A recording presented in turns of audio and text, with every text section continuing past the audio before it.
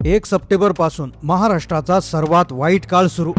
12 कोटी लोकांना फटका बसणार, कारण की सप्टेंबर महिन्यात महाराष्ट्रावर एक नाही, दोन नाही, तर 3 भयानक संकट कोसळणार.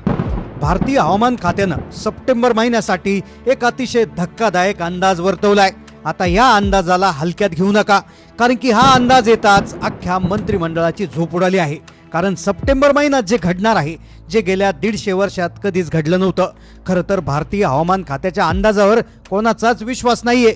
त्याच्याकडे सुरुवातीला सगळ्यांनी दुर्लक्ष केलं, पण काल पहाटे अचानक अमेरिकेच्या हवामान खात्याकडून पंतप्रधानांना एक सॅटेलाइटचा फोटो पाठवण्यात आला.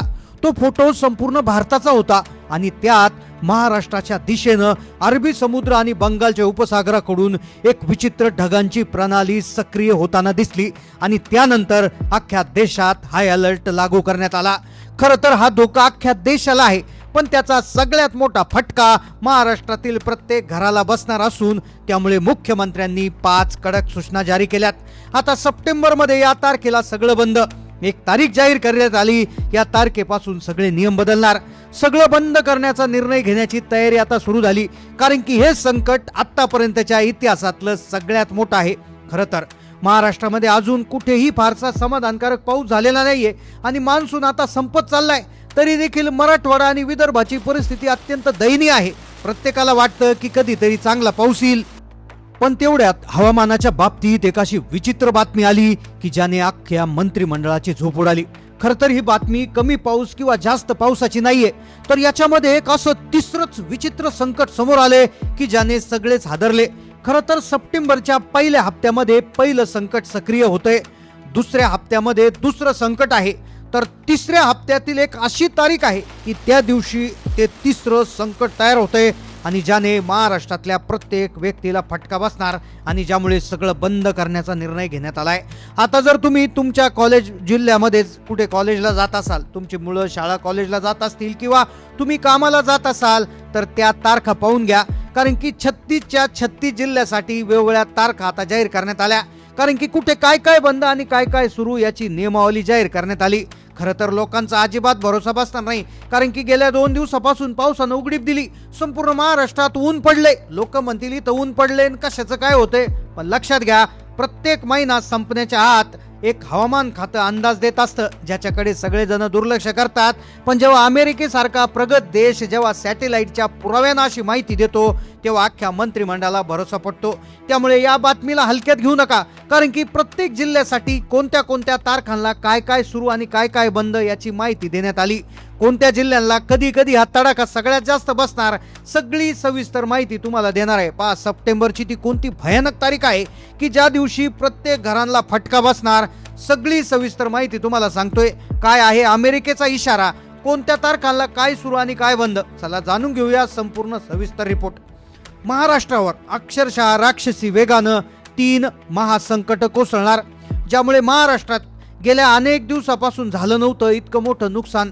मग आता ती 3 संकट कोणती, कोणत्या जिल्ह्यावर धडकणार आणि महाराष्ट्रामध्ये तुम्हाला तुमचं नुकसान होऊ द्यायचं नसेल तर मुख्यमंत्र्यांनी काय सूचना दिल्या, सगळी सविस्तर माहिती आपण घेतोय. तर पहा, आता महाराष्ट्रामध्ये कधी काय होणार, सप्टेंबरमध्ये कधी कोणत्या दिवशी कोणत्या जिल्ह्यात काय होणार, ही तारखा आणि त्यानुसार जिल्ह्यांची नावे तुम्हाला सांगणारच आहे. पण ते समजून घेण्याआधी महाराष्ट्रामध्ये आत्तापर्यंतची परिस्थिती काय आहे हे तुम्हाला 30 सेकंदामध्ये जर तुम्ही समजून घेतलं तर तुमचा सगळ्यात मोठा फायदा होईल. तर लक्षात घ्या, महाराष्ट्रामध्ये एक अतिशय महत्त्वाची माहिती समोर येत आहे, कारण की दर पावसाळ्यामध्ये आपण जर पाहिलं तर समाधानकारक पाऊस होतो. थोड्याफार प्रमाणात किनारपट्टीत आधी येतो, मग विदर्भाकडून येतो, मग मराठवाड्यात येतो. हे एक प्रकारचं चक्र असतं. पण यावेळेचं चक्र पूर्णतः बदललंय, कारण की यावेळेच्या पावसाळ्यावर सुपर एल निनोचा धोका आधी सांगितला गेला. लोकांना आधी खोटं वाटलं, पण तोच एल निनो आता सुपर एल निनोच्या रूपात सक्रिय झालाय आणि ज्यामुळे महाराष्ट्रामध्ये एका ठिकाणाहून नाही तर 2 ठिकाणाहून पाऊस आलाय.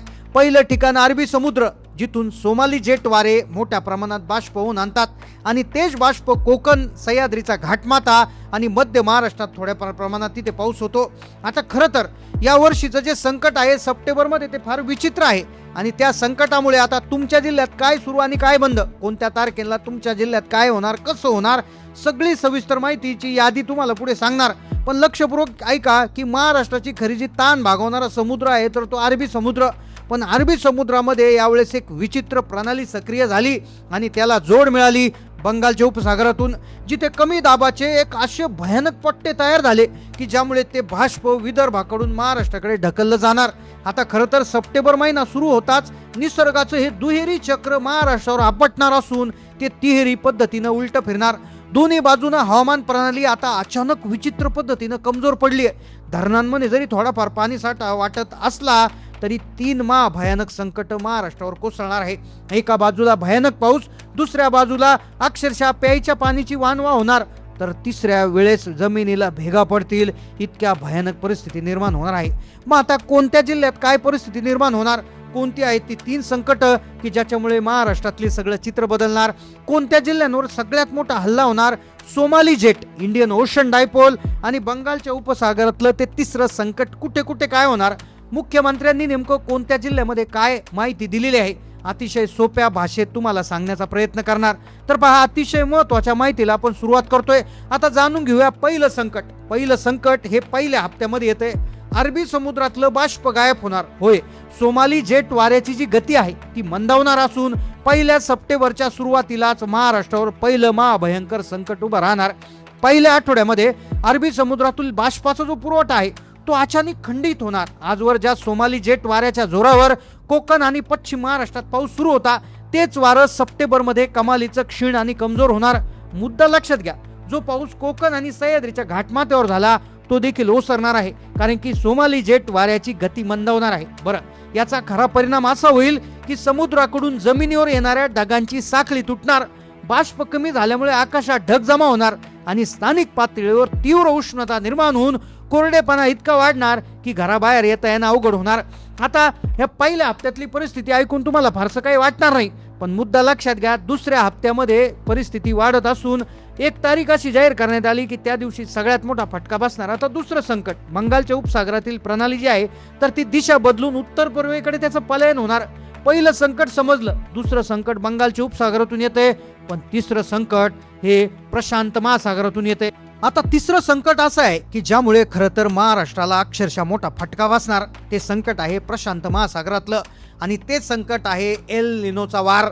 आता जे समोर येत आहे, जे तिसरं सगळ्यात घातक संकट, ज्याची भीती मान्सूनच्या सुरुवातीपासून होती, प्रशांत महासागरातील एल निनो. सप्टेंबर महिन्यातला एल निनो अत्यंत आक्रमक आणि शक्तिशाली रूप धारण करत आहे. हा एल निनो नेमकं काय करतो तर पहा, हा महासागरातील उष्णतेमुळे मान्सूनचे सगळे बाष्पयुक्त ढग स्वतःकडे ओढून घेतोय आणि संपूर्ण मान्सून सिस्टीमला निष्क्रिय करून टाकतोय. यामुळे दुष्काळ सदृश्य परिस्थिती आणखी तीव्र होते आहे. आता लक्षात घ्या, 3 सप्टेंबर ते 10 सप्टेंबरचा पहिला टप्पा आहे, त्यानंतर दुसरा टप्पा 10 सप्टेंबर ते 17 सप्टेंबर आणि त्यानंतर 3 सप्टेंबर ते 10 सप्टेंबरमध्ये आपण बघितलं तर या दरम्यान सरासरी पाऊस होईल. पण 10 सप्टेंबर नंतर दुसऱ्या टप्प्यात म्हणजे उत्तर कोकणात पावसाचा जोर विचित्र पद्धतीनं पाहायला मिळेल. उत्तर महाराष्ट्रामध्ये जर पाहायला गेलं तर पहिल्या टप्प्यात नाशिक घाटमाथ्यावर सरासरी पाऊस होईल.